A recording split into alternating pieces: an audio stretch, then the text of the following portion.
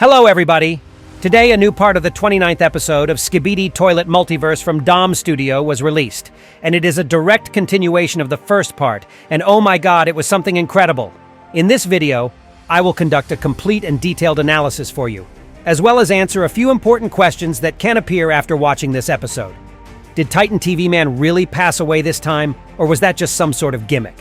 What abilities does Counter Titan have, and most importantly, how can he be defeated for good? Now get your tea and snacks ready and prepare to watch this video to the end, because it will be very interesting. Let's go.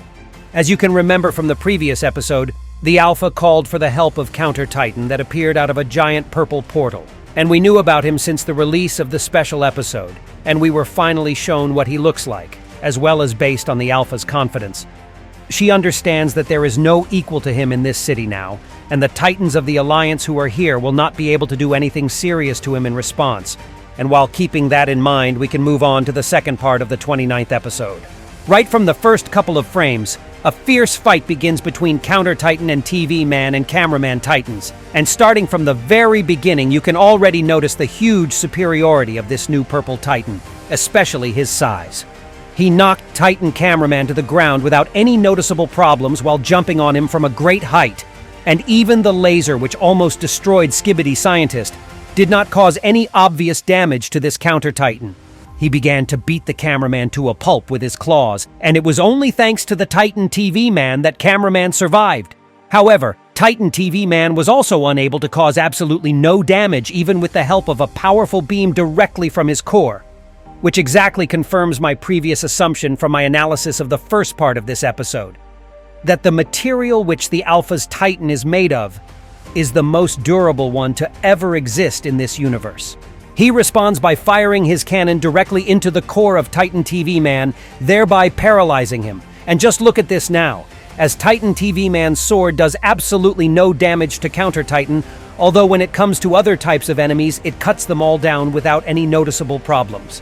In any case, while TV Man is trying to break through Counter Titan at the moment, something unusual is also taking place.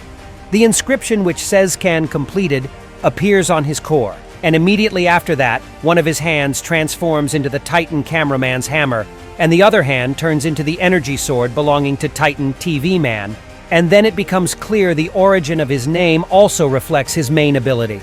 This powerful Titan is able to copy and reproduce any weapon of the opponents he scanned, and apparently everything that he replicates has much more powerful characteristics comparable to the material of his body, because when Titan Cameraman tries to restrain him with his hammer, Counter Titan simply cuts the cameraman's hammer with a blow of his sword, making it an absolutely useless piece of metal.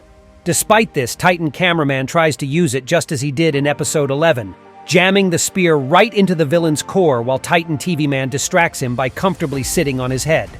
However, they don't succeed in here either, because the core of this freak turns out to be just as tough as his metal skin. After that, the guys decide to take a short break and start the second round sometime later. But suddenly, completely out of blue, this vile creature formed some more tentacles with our Titan's armory copies. And this time, he forms two more of them. He now has the drill from Titan Drillman, as well as something similar to what was placed on the arm of Titan Speakerman. And if everything is actually pretty clear, Drillman, because he could be easily scanned as he is under the influence of the Alpha at the moment. But with Titan Speakerman, it is much more complicated because he is simply not even here. Although, as we will see later, the second weapon also has a laser, which the Red Titan did not have on his arm. But Titan TV Man also switched to an Ultra Combat mod now, putting two of his TVs on his shoulders on alert, thanks to which, by the way, it was possible to inflict some damage to Counter Titan during the battle. At the moment, when Titan Cameraman pushed the building right into him like a glass in a bar, the TVs begin to melt the Speakerman's weapon with their lasers, and oh my god, they actually did it! One of the cannons fell off, and after that, Titan TV Man was still able to use his sword in order to cut off the hammer on his other hand. However, unfortunately for everyone, this did not help much because this counter guy grows back his lost limbs even faster than they could be cut off while simultaneously destroying these television sets. And here I have a question: how does he actually do it? Well, you know, he can't replicate everything just out of nowhere. At least that's what I assume. I thought that these purple balls all over his body could act as huge sources of energy, thanks to which he can do such tricks. But in this case, that is exactly what should become his weakness. and now I will explain what I mean. Apparently, all his powerful abilities should consume a huge amount of energy which is concentrated in these balls, which means that this Titan, despite all his power, can be exhausted by an extremely long and exhausting fight, and at the moment when he does not have enough energy left, he will stop restoring his limbs as well as using his other abilities, which is, by the way, what we're going to talk about right now. Once again, the scoundrel is conducting a scan, and this time he generates a tentacle with a TV at the end of it and points the screen directly at the TV man, who realizes that the situation seems to be quite fried for him, and it's time to get out of this hopeless battle. He's trying to teleport and it's gone. Yeah, he's not doing a damn thing. When the TV man begins to generate a black fog, which is necessary for teleportation, you can see how the TV on the tentacle of his bitter enemy simply begins to absorb this fog, which is why teleportation does not even happen. And damn it, this is exactly what I was talking about in the analysis of the previous part of the episode. How the bad guy will be able to block the abilities of other Titans, namely the teleportation of the TV Titan. By the way, after absorbing the fog, the TV screen on the tentacle turned to be dark, and it is unclear what this could mean except that now it contains the black fog inside. In any case, immediately after that, the bad guy with all his limbs crashes on the helpless Titan TV man, smashing all his remaining televisions in the result.